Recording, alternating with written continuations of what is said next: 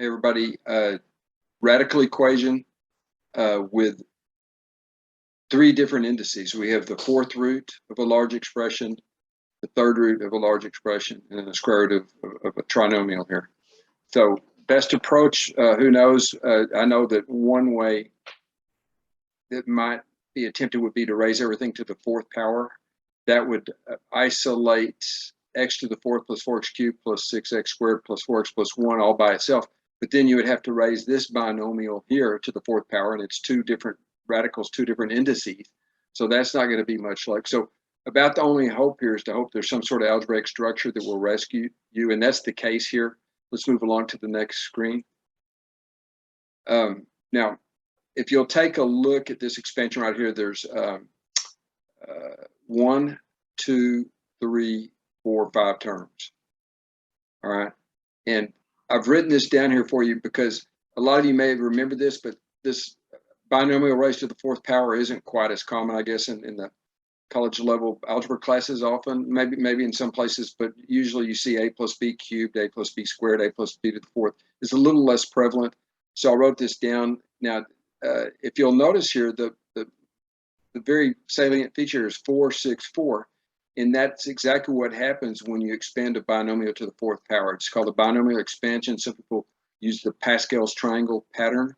But in this particular case, A is equal to X, and B is equal to 1.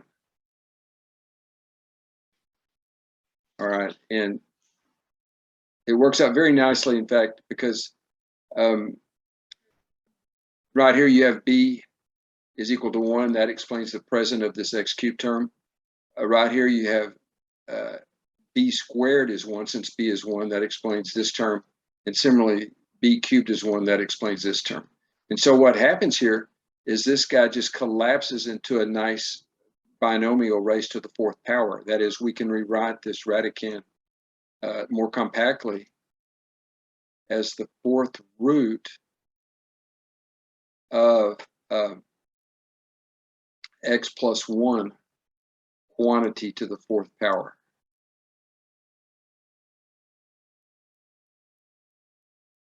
Okay, now I didn't show you the expansion for a minus b quantity cubed, but you get an alternating structure that looks like this with the 3's in the middle. If you remember Pascal's triangle, the third row is 1, 3, 3, 1, and the minus signs alternate because you have a minus 1 getting raised to even and odd powers.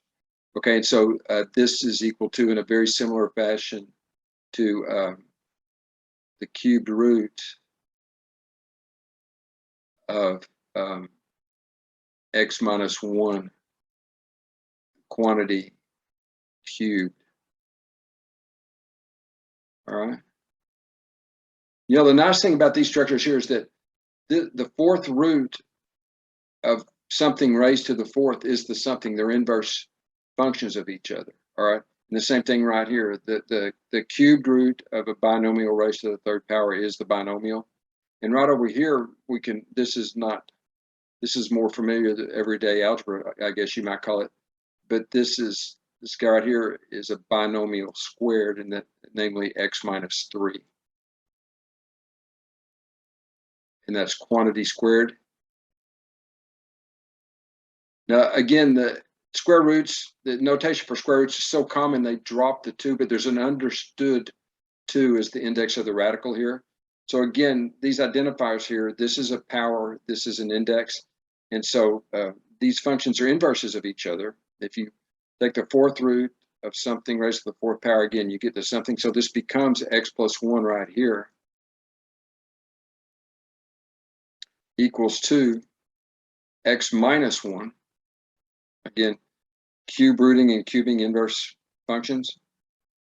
And then square rooting and squaring inverse functions.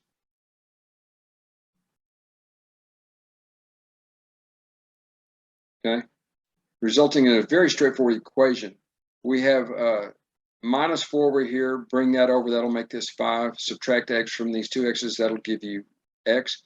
And so you end up with 5 equals to x. All right. And again, that would be the answer. Now, I know a lot of people, myself included, are lazy about checking the answers. It's fairly easy to check this guy right here, though. You can write down 5 squared. If you put a 5 right here, 5 squared is 25. If you put a 5 in this location, you get minus 30.